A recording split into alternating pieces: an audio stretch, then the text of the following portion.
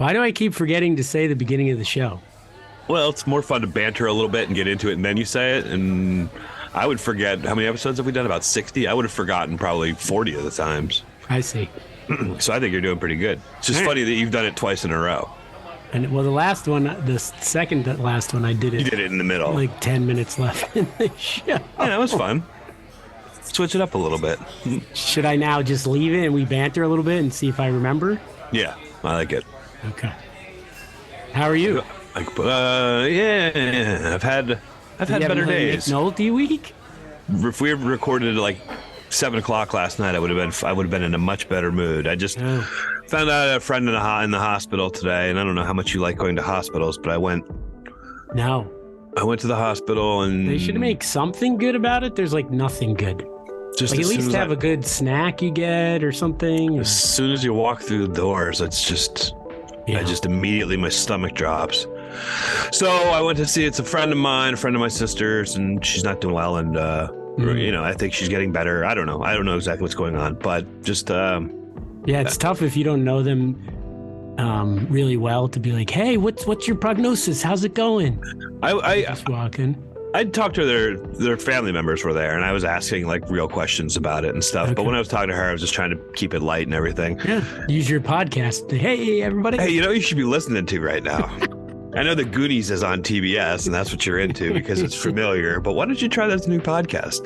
I was just making jokes with her, and then the doctor came in. The whole time I was there was nurses in and out, and then I probably stayed for about 45 minutes. And at the end, the doctor came in. The doctor was dressed like jeans and a t-shirt. Oh, well, casual even in the hospital now?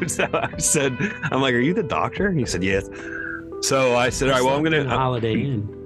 I'm not a doctor, but don't I look like one?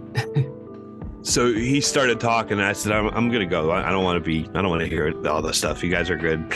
Have a good day. I'll come over. I'll come see you again.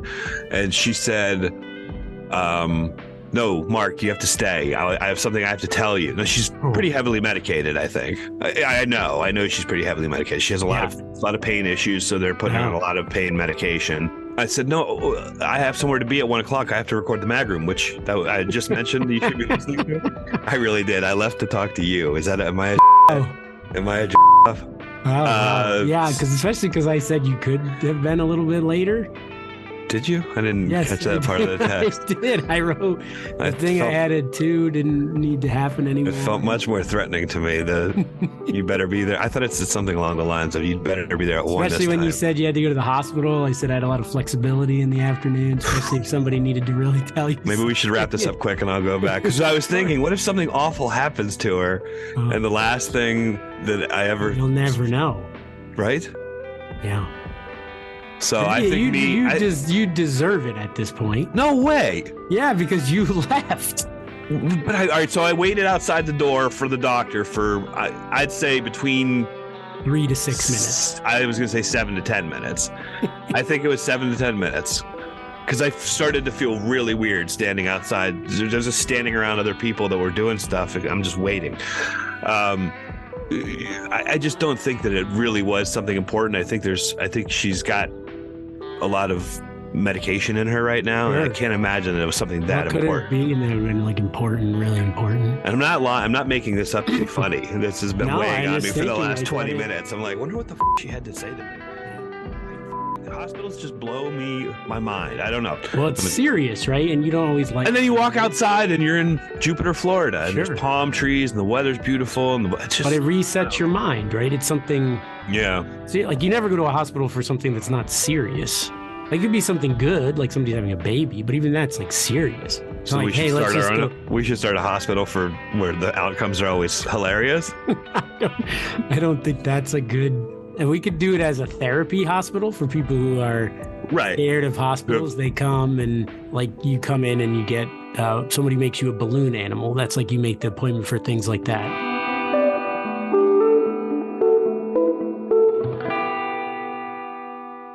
Last weekend, Brennan had a sleepover, not his sleepover, but his friend had a sleepover birthday party at the library. So they won, I don't know, in an auction. The library had an auction, and one was like, you can have a sleepover party at the library, and the librarian is there. and you stay overnight and like watch movies and play games. Really? So his friend won it, and the friend is a girl, and her mother said to the librarian, "Yeah, we have like 7 kids coming, 4 boys and 3 girls." And the librarian says, "Is that okay?" And and the woman says, "Why?" And the librarian says, there's probably going to be a lot of kissing that goes on. And she's like, "I don't think so." So the mom went to the daughter and was like, "Hey, Rita, the librarian thinks because there's boys and girls, there you're might a slut. Some kissing that goes on." Rita called you a tramp. And the girl went, "Ew." Kissing's gross. And then we said it to Brennan, and Brennan was like, "Oh, yeah." Brennan's voice is deeper than your voice? Yeah, it is when he laughs like that. He didn't think so? How old is he? 11. He's on the cusp. What grade? I think it's like 6th. He's in 5th grade. I feel like 7th grade is like sixth. My first kiss was 6th, so yeah. I would have still maybe. But I feel like even if you're doing it in 6th, like you don't really want to do it. You're just think you're supposed to do it. I feel like 7th and 8th is when you're. I think I started off. I hit my stride pretty quickly as far as kissing is concerned. I was good right off the bat. I bet I was like, wow, you kissed like a 9th grader. What would you even know? How would you even get that feedback? I'm just kidding. I have no idea. It's not like I'm sure I was terrible. It was just I just knew you were supposed to use your tongue. Like, now I think I know what I'm doing, but you did some tongue right off the bat? Wow. Well, I'd for your girls. First one? No, I'd kiss girls on the lips like forever, dude. Wow, you just do a lot of lips. Yeah, smooching. Smooching's nothing. But your daughter's walking up behind you. Hey. Hi. Hello. I'm babysitting tonight, did you know? Do you want to do that? I'm the one who sent the email. I'll text him. But we're kissing story. Has Emma kissed a boy yet? No. Have you kissed a boy yet? No. She said no. I'm almost 13 too, because I'm turning 13 in like 2 weeks. Yeah, then she becomes an adult. A teenager? What do teenagers do that you don't do right now, Emma? What's something like... Have a phone. She said have a phone. Oh, okay. So that's a big one? Older teenagers drive cars, so that's one thing. Yeah, but you're still kind of far away. They don't really anymore. Kids don't drive cars as much. Really? It's like they don't want to. I don't want it.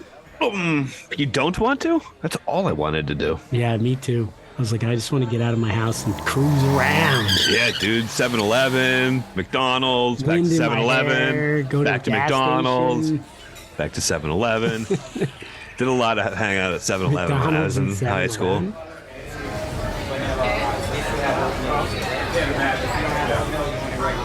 I don't know where I was. We were at the bookstore. And I know you always correct me on pronunciation. You guys are growing pains. You're always doing like such like wholesome things. The kids. Me and my kids were at a peanut butter and jelly festival, and kids had Monday and Tuesday off, and Michelle and I had to work. I made a list for Brennan and Teddy. Each day. This is all. Now I'm picturing this totally as just a sitcom of 12 things that they had to do, and if they did it each day, then the third day I would bring them to the bookstore to buy a book that they wanted. So the stuff was like, go to the cemetery and spell your name with the letter, like find your name in different letters in the cemetery, or Psycho. Wow, this took a dark turn. Shoot a slow motion video of you throwing a rock into the water through a policeman's window. Build a Lego event thing. So there's like 12 of those things. I made up 24. It took me a while. They did them all. And so we went to the bookstore, but there was a lady who's in the kids section, and I know you like correcting pronunciation. Okay. And people do it. She said, I'm gonna have to make sure I say it right. She said, "Oh, look, there's Babar books. I love Babar." And then the other guy was like, "Oh yeah, Babar is awesome."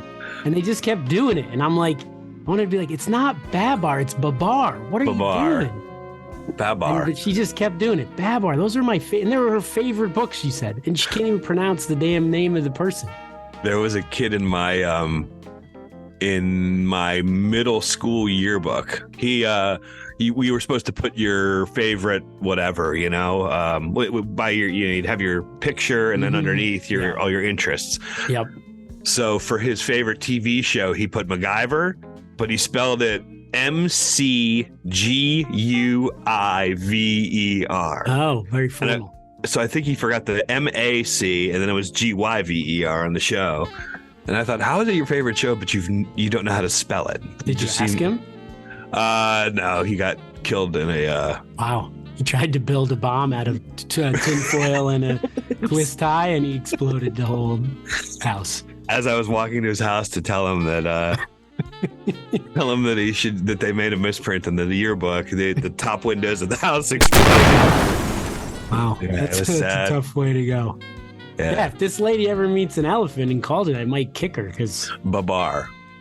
She kept saying Babar. I don't even know, how do you do that? It's like they were put there to annoy you. I know. They just can't keep saying the like. Why would you need to keep saying the word Babar? I love Babar. Babar. I also like Babar books. Babar books are by far the Babar best. Maybe it was in the bookstore. They try to see if it's like will anyone correct us? Sting. Yeah, one of those hidden camera shows. I failed. They were laughing at me.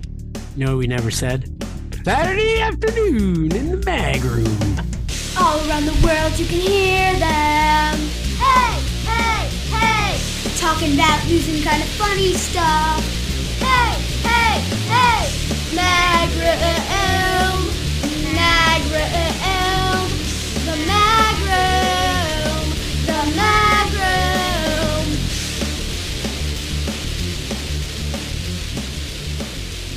Should we do some Sisk stories? Yeah. The first one actually applies a bunch to what we've been talking about. You should. Amazingly, if I prepared this show, I couldn't do these things. Really? Well, maybe. So it's about hospitals. Yeah. Go ahead, tell me. It's about someone who was on Law and Order. Oh, sweet. Who just died.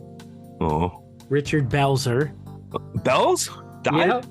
78 is the headline from Hollywood Reporter. Richard Belzer, extraordinarily smartass as a comic and a TV cop, dies at 78. There was a couple things I wanted to highlight, but we could talk about him a little bit as well. Richard Belzer, the beloved comedian who began as an edgy stand-up performer before finding further fame as the cynical but stalwart detective John Munch. Detective Munch. On Homicide, Life on the Street, and Law and Order. So he went over to the other show as John Munch still. Yeah. Has died. Belzer died early Sunday at his home in Bazoules in southwest France. I probably said that wrong. Writer Bill Sheft, a longtime friend of the actor, told The Hollywood Reporter. This is the whole quote from Sheft. He had lots of health issues, and his last words were, "F*** you, motherfucker." Good job, Belzer. So I read that, and I'm like, that's pretty cool, like as the last words. Yeah. What would you do as your last words? Have you thought about that? Same thing. And then what if you say it and then you don't die? Like you've wasted it. I was joking, guys. I didn't mean it. And then the next time, like, no, seriously, you guys. So you think that guy, maybe he had something really to tell him? Or maybe that guy's stealing his money, or he slept with... Well, nowadays, last words are, you're probably pretty highly medicated when they might not be representative of your actual state of mind, whatever. But the person who gets it is going to think a lot about it. I think you have to practice. The last words of the person that I just went to see in the hospital. No, seriously, I have to talk to you. And I just left to talk to you. I'm starting to think I'm an asshole, Jared. That might be. I mean, I don't know if that makes you an asshole, but it's a little bit of a move, I think. Yeah. Yeah, I didn't know. I was like, what are my last words like? Because I'd want them to be good. What would you want it to be? Something deep, something funny, something... I think you would bet the best one would be like this one, where you actually make the person feel it's funny and good, and then it's done. Like if you say something like that you regretted, and the person's like, oh man, that's unfortunate. Or you say something like the person really should have been great, Mark, if you were actually didn't correct my pronunciation. And then, oh my God, all these years he's harbored that against me. And then I die, and you're like, wow, oh, maybe I kill. Or I would have maybe I would have lived longer. I would just blame whoever was in the room with me. I would blame something on them and then die. You want them to live with your? Well, I want them words. but I also want them to know that hopefully they'll hear this. I want them to know that I'm joking, but I want to make some. I like, me. I like. So reactions. Do you know how Richard Belzer became funny? By phrasing his questions better than that. He became funny by being sarcastic and wearing dark sunglasses. So his penchant for comedy grew out of an abusive childhood and a mother who beat him and his older brother Len. She always had some rationale for hitting us, he told People magazine. My kitchen was the toughest room I ever worked. I had to make my mom laugh or I'd get my ass kicked.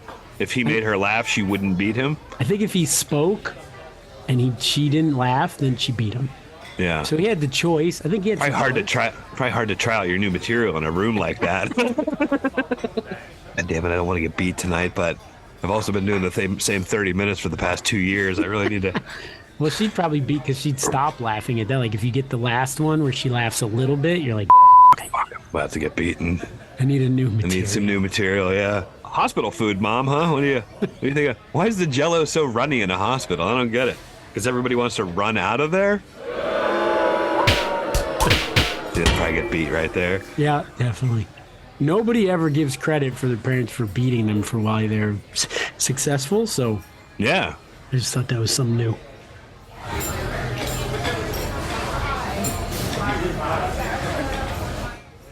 I saw this in the Washington Post. It asked, can you pass a sex ed quiz based on what teens learn today? So I thought I bet I can't. I think I got 6 out of 10, so we'll see if you can beat me. All right, true first. A lot of them are true or false. First one, the majority of teens are not sexually active. True or false? We'll say true. True is correct. So fewer than half of all high school students have ever had sex. Most teens your age are choosing to be sexually abstinent or not have sex. So it puts it as a choice. I don't know. Was this study written by guys that were cool done by guys that were cool when they were in high school or guys that were nerds? An egg is fertilized in the uterus. True or false? I'm going to say false. That is also correct. Do you know where it is fertilized? In my bedroom. In the ovarian something or other. No, fallopian tube. People whose gender identity differs from the sex assigned at birth often realize that before they start kindergarten. True or false? The operative word I think there is often, right? Sure. That's all right. I'm going to say true. Correct. I thought this was false. It says people often feel this when they're very little. All right. This is one you'll know. Performing oral sex is riskier than receiving it if your partner has an STD. Yeah, I'd say that's true. Let's see. Yeah. Giving it? You're 4 for 4. Nice. Open mouth kissing is riskier than holding hands or using a public toilet. Outer course is riskier than abstinence or mutual masturbation. And having unprotected intercourse in a swimming pool is riskier than having protected oral sex or mutual masturbation. Why did Have you ever had sex in a pool? Why did it pick a swimming pool? Like, is that like a commonplace to? I guess. No, I never have. Should I do No? it? Yeah, I've had it in a hot tub, which is really gross. Oh, yeah. Here's question 5. You're 4 for 4. You're killing it. Abstinence is the most effective way to prevent pregnancy and STDs. Abstinence? Yeah, true. It can't be false. All right. Because you're not touching anyone. Yeah. That'd be great if there was another way. I don't know. Killing yourself? Swimming pool. Actually, sex in the swimming pool is the most. The chlorine in the swimming pool kills everything. It actually takes away your STDs. Visible bumps and sores are the most common symptom of an STD and a good way to know if you carry the virus. False. 6 for 6. The most common symptom is no symptom at all. That's how I get so much ass. I got no bumps or anything on my wiener, but some STDs, such as chlamydia, have you ever had an STD? Syphilis, can be cured. Have you ever had an STD? No. Me neither. As far as you know. Should we? Let's get one. Let's see what it's like. Some STDs such as chlamydia. That'll be our new thread. I'll get syphilis and see what happens. All right. It might get funnier. I don't know. All right, go ahead. Some STDs such as chlamydia and syphilis can be cured. True or false? I think some can. Yeah, true. Correct. 7 for 7. All right, 3 more. Sexting or sharing sexually explicit photos of yourself online can lead to felony criminal prosecution. Probably, yeah, true. Well, wait. Of yourself? Yes. Can I send pictures of myself to, like, if I send it to a kid? Yes. Then whatever the answer is, yes, you can. It can be whatever you said, a felony. If I send pictures of myself to the wrong person, yes. So, yeah, it's true. Because they have this comment at the end, which they ask the kids to direct sexting, including sending sexual images or messages via texting, is a good way to show you're attracted to someone. True. That answer is false, according to this curriculum. That's wrong. If your partner is jealous of the clubs you are in, that might be the sign of an unhealthy relationship. Should I be answering? All right, yes, true. It is correct. So that's problematic behavior. So you would not be jealous of clubs or activities. The AV club let you in again this year? Well, that's cool. That's cool. I'll still see you on Friday night, maybe. All right, here's the last one. You're 9 out of 9. Are you going to get perfect? You going to get perfect on this? Guaranteed. 100%. Last time you guaranteed. Arms are in the air. Last one wrong. I know. I f***ed it up last time. If someone talks in advance about having sex on a particular night, it's reasonable for their partner to assume that they have consented to it. No, definitely. Yeah. Even if you just if you say the word sex and they're not repulsed by it, that's consent. I see. This is. I assume you're saying false. Yes. So you could teach the curriculum. I do. But I do go off book a lot, talk about personal experiences, personal likes and dislikes, turn-offs. The kids like to hear real life stuff, I'd say they have a lot of real life situations in this curriculum. All right. Well, you're obviously, you could have another job if you want. Yeah. Or a high school girlfriend. For the first time. Yeah. Be nice to have one at some point in my life. The second.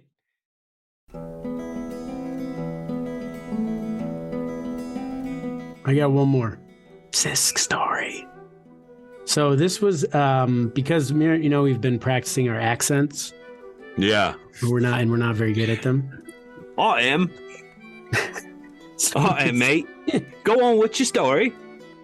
It said so there were 2 incidents here, but the main article was a cancer patient in his 50s in the United States developed what researchers say was an uncontrollable Irish accent during treatment, despite never having been to Ireland nor having immediate relatives from the country.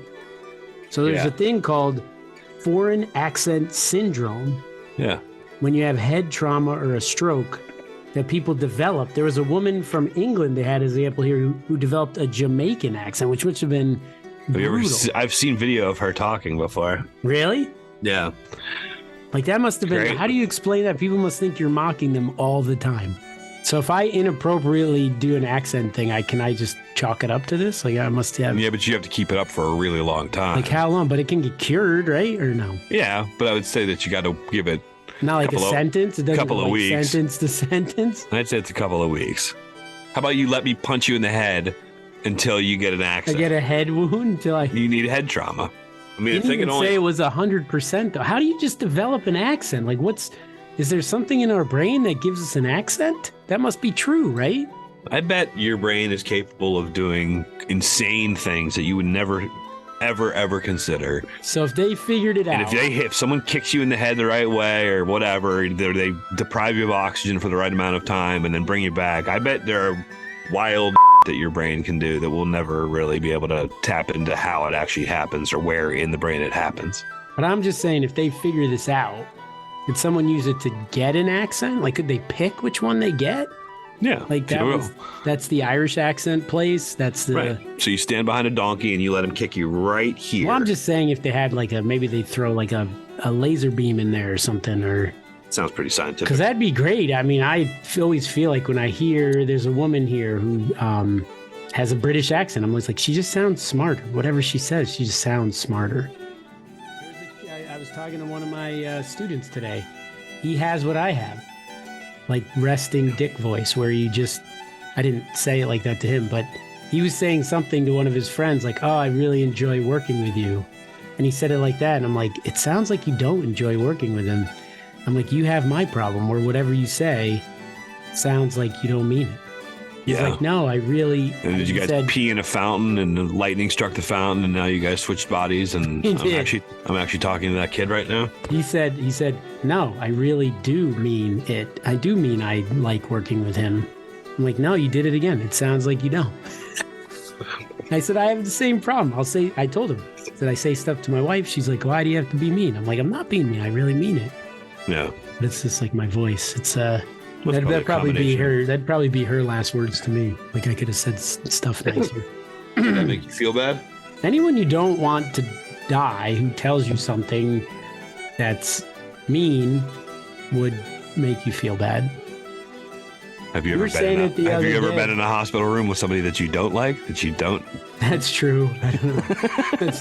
I don't usually get invited. Weird to go visit to your enemy's hospital. Yeah. Yeah. I don't know if it would be your enemy, but you could, I mean, maybe you could have some relative that you're. Like if Greg Radin was in the hospital and I went and saw him. Especially close to. Like, why did you always want to beat me up in high school, Greg? So if he was like, Mark, if you could have just been nicer, it would have been better. You're like, yeah, I don't really. I barely knew you. I don't even know what you had against me, Greg. Other people told me you hated me, and I don't know why. Well, just tell me what it was. Maybe if you'd been you were a year older than me, so goofy and just laughed at everybody, I wouldn't have stuffed you in a locker. We didn't even run in the same circles. I honestly don't know how you could have hated me. I don't understand because I feel like we had I don't know if I ever spoke to you. Do you think other people were with me and telling me that you hated me, but you really didn't? So he never did anything that actually showed you that you hated him? This guy, he just lived in my neighborhood, and I remember a few different people telling me that he hated me. And I was like, I don't even know why. I don't know if I've ever talked to him before. You should go find him. That would be. And then he went to, do you know why? A few episodes ago, I think I probably mentioned this when it happened, but you were going through acronyms of things that I may or may not know. And one of them was CIA. You were doing colleges, yes. CIA. And the reason that I knew CIA wasn't only the Central Intelligence Agency, but also the Culinary Institute of America. Because he told everybody he was going into the CIA, but he really did, but it was to the Culinary Institute of America. Oh, wow. Well, that's to be honest, I never followed up with that either. Greg Radin, if you're out there, why don't you write into the show and tell me if I've been lied to? No, you know what this is a story for? 30 Detective Mooga. Detective Mooga on the Would it be weird to go back to say, should I do this? Go back and write some kid that I barely knew and say, did you hate me? And then follow-up question. Did you tell everybody that you went to the CIA hoping that they would think you were a badass, but you were really just becoming a line cook? This could be a great guest on the podcast. Should I really try to do this? I mean, what's the worst thing that can happen? He really does hate me and he tracks me down and kills me? Sure, okay. And then you have to come see me in the hospital? On your deathbed? And then I have to tell you that the one thing I regret is ever starting this goddamn podcast. I spent the last year doing something I hate, Jared. And then I'll say, well, at least it's over now, and I'll put the pillow over your face. Thank you. And I'll kiss you through the pillow. I mean, I was in the room when my mom passed away, and my brother and I were talking about it last night because I brought this up to him, and I can't remember anything. Yeah. I mean, I remember talking to her the night before, but she was kind of out of her mind. Like you said, out of her mind. Yeah. At one point, I asked her what she wanted to do. I remember and she said she just wanted to like go to work. And I was like, I don't really understand how that's on your brain right now. But I think because she wanted things to be normal. Just do something normal. Yep. It would be great to have a last word thing prepared that makes whoever you tell it to's life easier. I don't even know what you mean, but sounds like something like if somebody said to you, like, you're just like somebody you love is passing away, and that's sad. But they bring you over and they're like, Mark, you just always made my life better. People tell me that all the time. I need something better than that. Mark. Yeah, that's the kid who gives you a license plate that barely knows you. Yeah. Or something like that. People like me. I need something big. They do tell you that all the time. Like that would be someone's first words to you or middle words to you. Even though you're a dick, Mark, I really like you and you make my life better. Yeah, so something like that. Maybe not. It wouldn't work for you because you're right. I'm just too awesome. Like you made my life better, or these things you did were nice, or go. Anything else to say? They could say, go live. Make sure you live your life to the fullest for the rest of it. Oh, I am. You're the one that's dying. I'll be fine. Yeah, but maybe if you're sad about this person, then you wouldn't. It would be hard. I am sad, but I don't want you to know that. I want you to think that everything's okay. The world's okay. Like your mom said, she just wanted to go to work. The world's fine. I'm out there. I'm just going out to, leave here, and I'm going to go, go paddleboarding or. So one of your parents passed away. That's what you're just going to say to him. You're like, Mark, you were a great son, and I love you. Yep. Already, yeah. And why don't I really hope you wrap it up? I've got to go record with Jared in a minute here.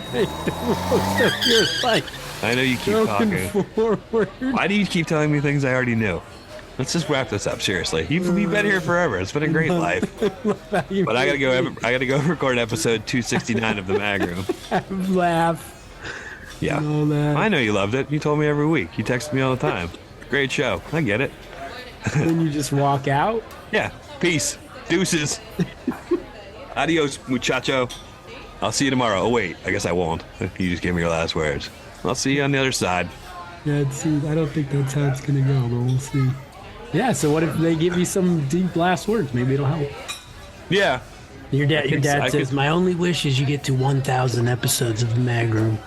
I don't know, Dad. That's a lot. We're only at 50. We haven't gotten to 100 yet. And you want me to go 10 times that much? Yeah. I don't even know if we'll live that long. Do you have any other dying wishes that you could?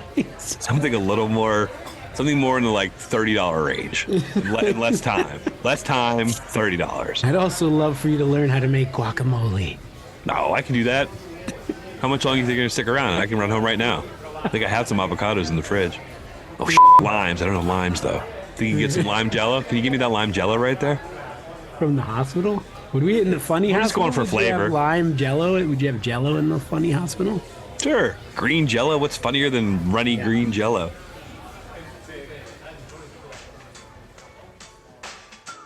Should we wrap it up? Produced by Richard Stabone. Theme song by Maggie Yellocks. Email Mooga and Sisko at gmail.com. Greg Radin, if you're out there. Greg Radin that grew up in Cheshire, Connecticut on Weiss Road, Nob Hill. I forget where you live. Yeah, write in and tell me why you didn't like me. And why do you think he didn't like you? No idea. None whatsoever. I had one common friend with him. But you still remember this? Yeah, because there haven't been that many people in my life that just that I've been told hated me. I've had people that didn't like me or whatever, but the way this was presented to me was that he had a severe dislike of me, and I could totally understand it if I had done something to him, but I just had never interacted with him. I see. So I wonder if it's one of those usually the mark charm is like people like you when they don't know you or know you a little bit. That's the first thing, and this guy didn't fall under your powers. He didn't have a chance to, I guess. So you need to know why. Yeah. And bring him on the show. That would be funny would be funny to get him on the show. It would be, yeah. Wasn't there something else people were supposed to email into? Oh, last words. What would be your last words if you stick with the Mag Room?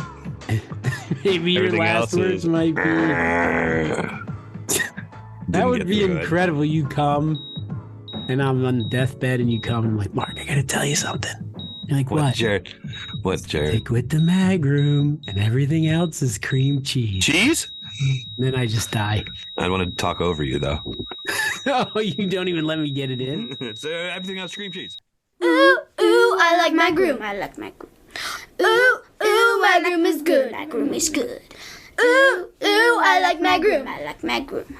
Ooh, ooh, my groom is good. My groom is good. The my groom's good. Ooh, ooh, I like my groom. I like my groom. Ooh, ooh, my groom is good. My groom is good. Open mouth kissing is riskier than holding hands or using a public toilet. Oh, yeah.